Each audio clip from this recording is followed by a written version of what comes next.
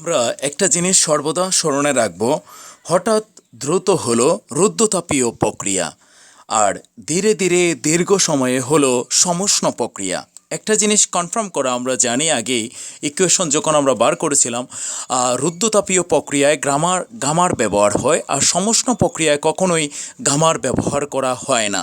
আজকে আমরা ৩৫ নম্বর অঙ্কটা দেখব, তপনের বইয়ের অনুশীলনীর ৩৫ নম্বর অঙ্ক। চলো এবার অঙ্কটার ডাকটা আমরা একটু খেয়াল করি। অঙ্কটার ডাকটা হলো, একটি সিলিন্ডারের মধ্যে ৩ অ্যাটমসফিয়ার চাপে ৩০০ কেলভিন উষ্ণতায় ১০ লিটার বায়ু আছে। এটা ডাকে বল, এটা হবে ৩০ না ৩ অ্যাটমসফিয়ার হবে। ৩ অ্যাটমসফিয়ার চাপে ৩০০ কেলভিন উষ্ণতায় ১০ লিটার বায়ু আছে। প্রথম প্রশ্ন, চাপ যদি হঠাৎ করে দ্বিগুণ করা হয়। দেখো, চাপ যদি হঠাৎ করে দ্বিগুণ হয় তখন কিন্তু রুদ্ধতাপ প্রক্রিয়া আমরা জানি, তাহলে বায়ুর আয়তন আর উষ্ণতা কত হবে। দ্বিতীয় প্রশ্নটা হলো, চাপ খুব ধীরে ধীরে দ্বিগুণ করা হলে বায়ুর আয়তন আর উচ্চতা নয়, এটা বানানটা বল, এটা হবে উষ্ণতা কত হবে। চলো এবার অঙ্কটা আমরা করি। এই অঙ্কের দুইটা পার্ট, একটা হলো সমুষ্ণ প্রক্রিয়ার পার্ট আর একটা হলো রুদ্ধতাপ প্রক্রিয়ার পার্ট। এইদিকে আমরা সমুষ্ণ প্রক্রিয়াটা লিখব আর এইদিকে রুদ্ধতাপ প্রক্রিয়া। তোমরা বই খুলবে এবং ডাকটা পড়বে আর দেখবে আর এই অঙ্কের সাথে মেলাবে। চাপ যদি হঠাৎ করে দ্বিগুণ হয় তাহলে কিন্তু রুদ্ধতাপ প্রক্রিয়া, তাহলে বায়ুর আয়তন ও উষ্ণতা কত হবে। উদ্দীপকে খেয়াল করে দেখো, ৩ অ্যাটমসফিয়ার চাপে, তাহলে প্রাথমিক চাপ P1 ইকুয়াল, এই হলো সিলিন্ডারের চাপ, P1 ইকুয়াল ৩ অ্যাটমসফিয়ার চাপে আছে ATM, আর তাপমাত্রা হলো এই অবস্থায় হলো ৩০০ কেলভিন, T1 ইকুয়াল হলো ৩০০ কেলভিন তাপমাত্রায় আছে। তারপরে এখানের মধ্যে যেটুকু পরিমাণ বায়ু আছে সেই আয়তনের নাম হলো V1 সমান আমাদের ১০ লিটার বায়ু আছে। এবার এটাকে আমরা কি করলাম, চাপ যদি হঠাৎ করে দ্বিগুণ করা হয় তাহলে চাপ দ্বিগুণ করতে গেলে সিলিন্ডারের আয়তন কমিয়ে নিতে হবে, অর্থাৎ এটাকে এখান থেকে আমরা এখানে নিয়ে যেতে হবে, আয়তনটাকে ছোটো করে দিলাম, তাইলে এই হয়ে গেল তার আয়তন, মানে এইটুকু জায়গা তার আয়তন। তাইলে চাপ বেড়ে গেছে, আর কি হয়ে গেছে, আয়তনটা আগে এতটুকু ছিল, এবার আয়তনটা কমে গেছে। তাইলে দ্বিতীয় ক্ষেত্রে মনে করি আয়তন, এবার চাপ যদি বেড়ে যায়, কত গুণ বেড়ে গেল, চাপটা আগে লিখছি, চাপটা হলো দ্বিগুণ, তাহলে আগে ছিল ৩, এবার যদি দ্বিগুণ হয় এটাকে ২ দ্বারা গুণ করলে ৩ দুগুণা হবে 6 অ্যাটমসফিয়ার বা ৬ অ্যাটমসফিয়ার চাপ। এবার দেখো, এটা যেহেতু রুদ্ধতাপ প্রক্রিয়া, হঠাৎ করে আমরা এটার আয়তন কমাই দিছি বা চাপ বাড়াই দিছি আমরা, তাহলে এই যে কাজটা করলাম, কাজটা আমরা জানি গ্যাসের মধ্যে তাপ আকারে সঞ্চিত হয়ে যাবে, সুতরাং তার দ্বিতীয় তাপমাত্রাটার নাম হবে T2, যেটা আমরা জানি না। এরপরে গ্যাসের আয়তনটা কতটুকু, আয়তন কিন্তু গ্যাসের এবার আর এতটুকু জায়গা জুড়ে না, এবার কিন্তু অনেক কম জায়গা জুড়ে, সেই আয়তনটা এবার ছোটো হয়ে গেছে। সেই আয়তনের নামটা ধরলাম আমরা V2, এই আয়তনটা আমরা বার করব, অর্থাৎ এর তাপমাত্রা আর আয়তন দুইটাই বার করব। চাপ যদি হঠাৎ করে দ্বিগুণ হয় তাহলে বায়ুর আয়তন ও উষ্ণতা কত হবে এটা বার করব। দ্বিতীয় ঘটনা, চাপ খুব ধীরে ধীরে দ্বিগুণ করা হলে বায়ুর আয়তন ও উষ্ণতা কত হবে এটা দেখব। তাইলে চাপ আমরা জানি, দুইটার একই ঘটনা প্রাথমিক, শুধু দুইটার শেষ ঘটনাও চাপ দ্বিগুণ করা হয়েছে দুইটার, শুধু একটা রুদ্ধতাপ প্রক্রিয়া আর একটা হলো সমুষ্ণ প্রক্রিয়া। চাপ হলো ৩ অ্যাটমসফিয়ার চাপ এখানে আছে, তারপর বায়ুর তাপমাত্রা T1 ইকুয়াল হলো ৩০০ কেলভিন আছে। এরপর এখানে আয়তন V1 ইকুয়াল হলো ১০ লিটার প্রাথমিক আয়তন, দুইটার ক্ষেত্রে সমান ঘটনা। তাহলে এটারও যদি চাপ দ্বিগুণ করা হয় তাহলে চাপ P2 ইকুয়াল হয়ে যাবে ৬ অ্যাটমসফিয়ার চাপ। T2 তাপমাত্রা কত হবে, দেখো এটা কিন্তু সমুষ্ণ প্রক্রিয়া কিন্তু আস্তে আস্তে আস্তে আস্তে এটাকে সংকুচিত করা হয়। যখন আমরা আস্তে আস্তে সংকুচিত করতে যাব, সিলিন্ডারটা হলো তাপ সুপরিবাহী, যত কাজ করব তাপমাত্রা বাড়বে, সেই তাপমাত্রা পরিবেশের তাপমাত্রার সাথে আদান প্রদান করে গ্যাসের তাপমাত্রাটা কিন্তু সেম থাকবে, অর্থাৎ পরিবেশের তাপমাত্রার সমান থাকবে, কারণ আস্তে আস্তে এটা খুব ধীরে ধীরে আমরা নিয়ে আসছি সিলিন্ডারটাকে, পিস্টনটাকে এই জায়গায়, অর্থাৎ আদি অবস্থান থেকে শেষ অবস্থানে খুব ধীরে ধীরে নিয়ে আসছি। এতে করে তাপের আদান প্রদান হয়ে তাপের মানটা কি হয়ে যাবে, সমুষ্ণ মান হয়ে যাবে, অর্থাৎ আদি যে তাপমাত্রা থাকবে T2 হলো সেই T1 এর সমান তাপমাত্রা থাকবে, কত কেলভিন, ৩০০ কেলভিন। V2 সমান আমাদের কত এটা বার করতে হবে। তাহলে অঙ্কের দুইটা সাইড আমরা ভালোভাবে বুঝতে পারছি।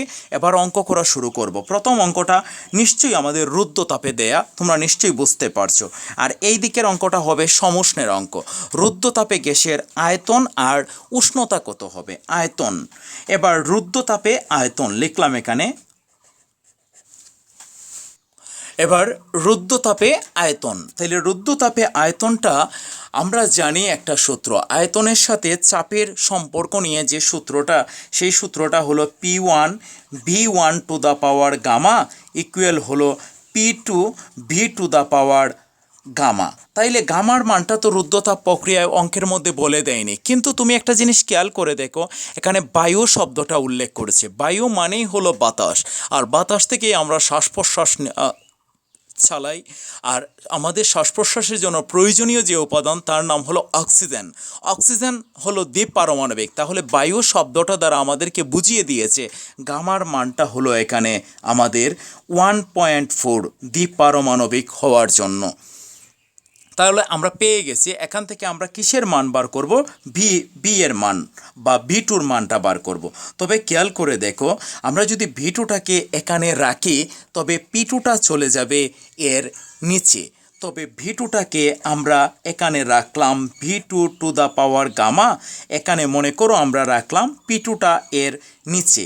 তাইলে এখানে আছে P1, এটা হলো V1 to the power gamma divided হলো এই P2টা এর নিচে চলে গেল।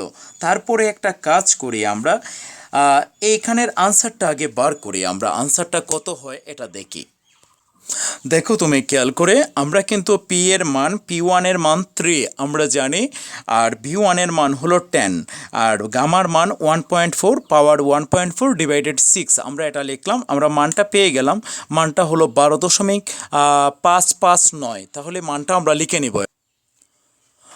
12 আমরা লিখলাম 559, এই মানটা লিখে নিলাম। এবার V2 এখানে লিখলাম, তার উপরে গামা। আমরা একটা জিনিস জানি, যে জিনিসটা জানি সেটাকে আমরা এখানে ব্যাখ্যা করতে পারি। আগে এখানে ব্যাখ্যা করে আসি, তারপর ওই দিকে যাব। যেমন ধরো তুমি এখানে x স্কোয়ার ইকুয়াল আমরা লিখলাম মনে করো b। এবার এই স্কোয়ার মানেই হলো 2, এই স্কোয়ারটা মানেই কি 2।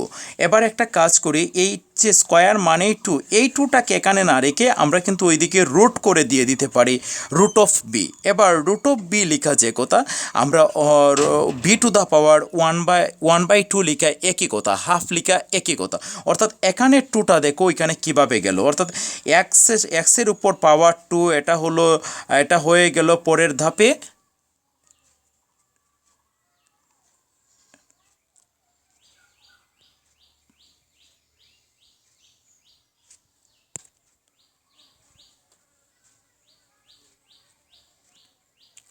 এক্সের উপর পাওয়ার 2, এটা পরের ধাপে হয়ে গেল, এই 2টা হয়ে গেল রুটটা হয়ে গেল পরের ধাপে হয়ে গেল ভি টু দ্য পাওয়ার 1/2। অর্থাৎ এক্সের উপর 2 ছিল পাওয়ার হিসেবে, এটা ওই দিকে গিয়ে হয়ে গেল 1/2। তাহলে এখানে যদি ভির উপর গামা থাকে, গামাটা ওই দিকে গিয়ে হয়ে যাবে 1/গামা। এবার আমরা এই V2টার মান পেয়ে যাব, V2টার আনসারটা আমরা পেয়ে যাব। আমরা খেয়াল করি একটু, আমরা যে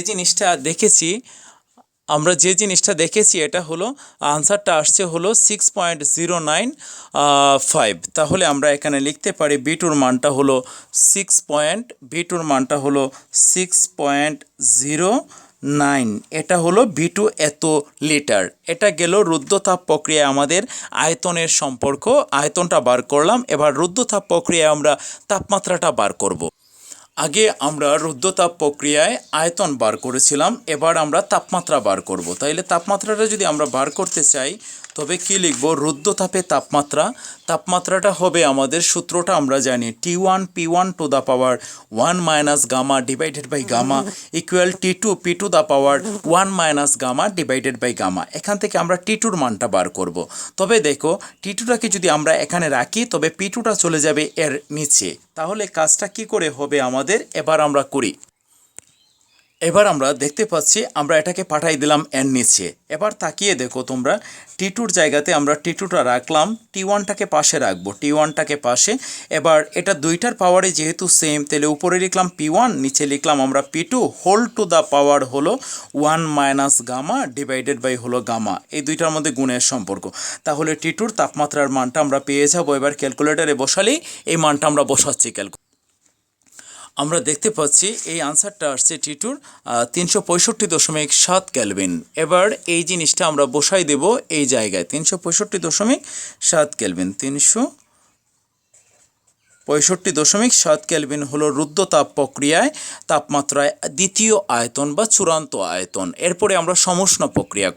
সমুষ্ণে আয়তনটা হলো P1B1 ইকুয়াল আমরা জানি P2B2। এবার এই যে জিনিসটা আমরা জানি, এবার এখান থেকে আমরা V2টা নির্বাচন করব বা V2টা নির্ণয় করব। তাহলে V2টাকে যদি এখানে রাখি, P2টা চলে যাবে এর নিচে। তবে আমরা এখানে কি লিখব?